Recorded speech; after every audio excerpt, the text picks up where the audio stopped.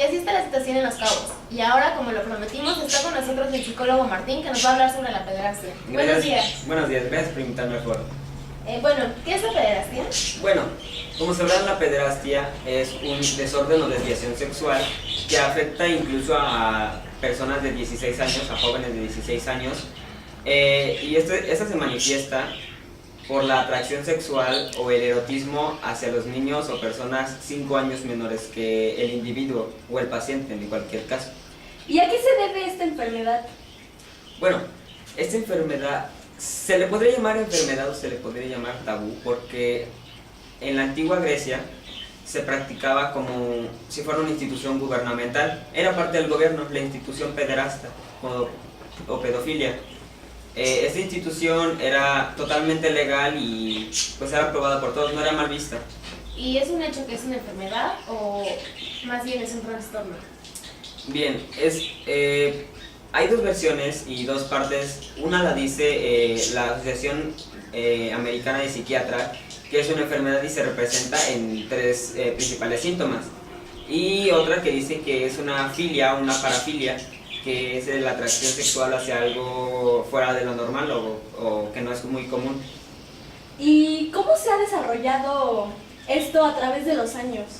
¿Ha ido creciendo, ha ido aumentando o ha ido disminuyendo? Pues mira, ha ido disminuyendo, pero en los últimos años ahora sí que ha ido aumentando.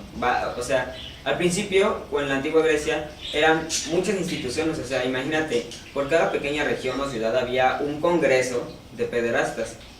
O sea, entonces, ¿te imaginas cuántas ciudades había o regiones o pueblitos había en Grecia? Y no solo en Grecia, sino también en Medio Oriente y todos esos países que lo conforman. También ha ido disminuyendo debido a que esto ya se ve como un tabú o se ve como una parafilia, ya que no es muy común, lo sufre 1 de cada 8,000 personas. ¿Y cuál es la diferencia entre un pedófilo y un pederasta?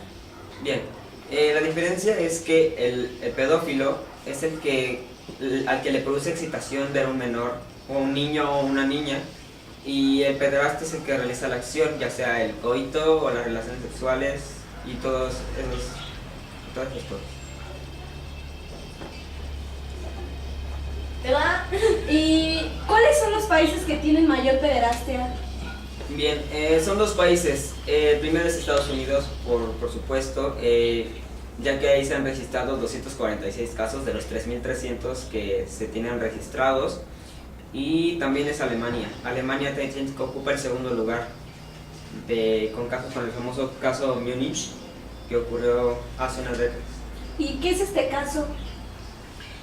Bien, el caso Múnich es normalmente como todos los casos de pederastia que se cometen por parte de padres. Este padre, yo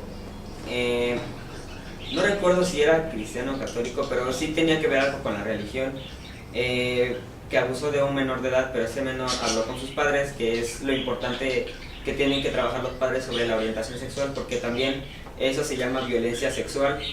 Y deben de tener una buena orientación sexual para no caer en estas parafilias o tabús, como le llaman.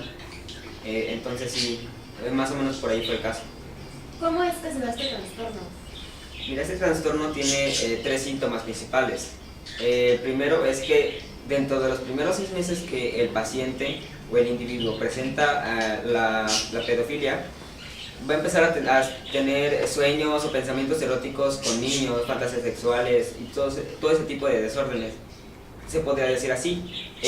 Y el segundo paso o el segundo síntoma que se menciona es que ellos ya no van a ver a los adultos como nosotros vemos. O sea, si tú eres un adulto, te va a traer un adulto, no te va a traer un niño, es una cosa de ya.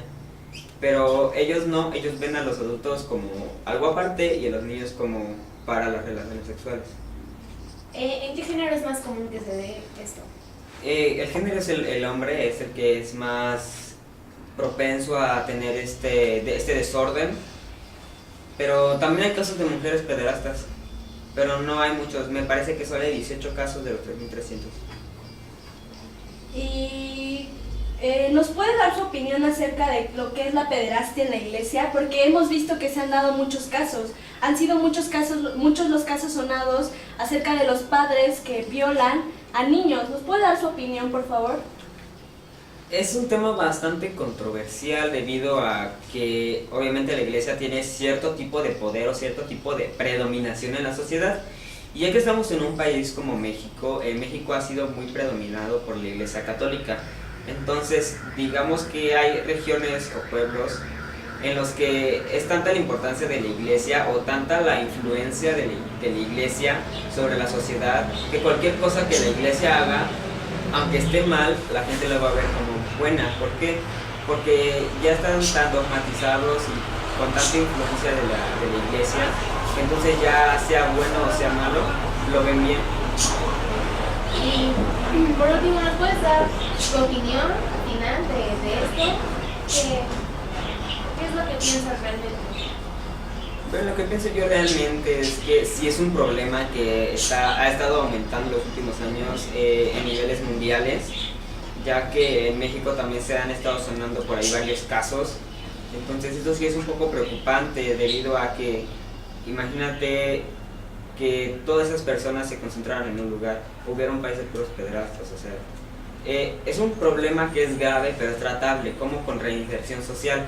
O sea, les hacemos una terapia a los pacientes en donde los reorientamos sexualmente a educar su mente, a decir, los niños son niños, tú eres un adulto y tienes que estar con adultos, no puedes estar con niños, porque eso la ley, el marco legal no te lo permite.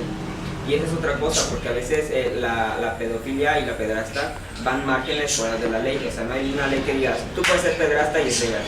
No. Digamos que en sí es ilegal ese tipo de padecimiento. Que hay otra controversia de si debe ser legal o ilegal eso. Porque en sí algunos sí tienen problemas o problemas mentales con ese tipo de enfermedades. Y entonces empieza el dilema de debemos encarcelarlos, debemos darles algún tratamiento o se pueden condenar por algún abuso, o otra cosa que muchos suenan que es no, porque están bajo la influencia de una enfermedad de desorientación sexual y todo ese tipo de cosas. Entonces es un tema que habrá que tratar, pero bueno, eso ya será otro día. Sí, ¿y usted cree que esta enfermedad tiene cura o simplemente es tratable? Mira, no hay una cura como tal, pero tenemos diferentes tratamientos que son las terapias intensivas, en donde le borramos, podría decir, algún método de hipnosis en donde lleguemos a lo más profundo de la mente del paciente y podamos, digamos que quitar o borrar esos pensamientos que llegara a tener y llegarle a introducir que los adultos deben de estar con los adultos, porque obviamente ya sabemos que son personas maduras, se entienden, se comprenden, y no puedes hablar con un chamaquito de 13 años, 15 años o menos. Entonces eso es como que los tratamientos que ahorita se tienen, y ya si no, si el paciente ya está muy avanzado en este tipo de trastornos, pues se le ceda y se le tiene en un manicomio.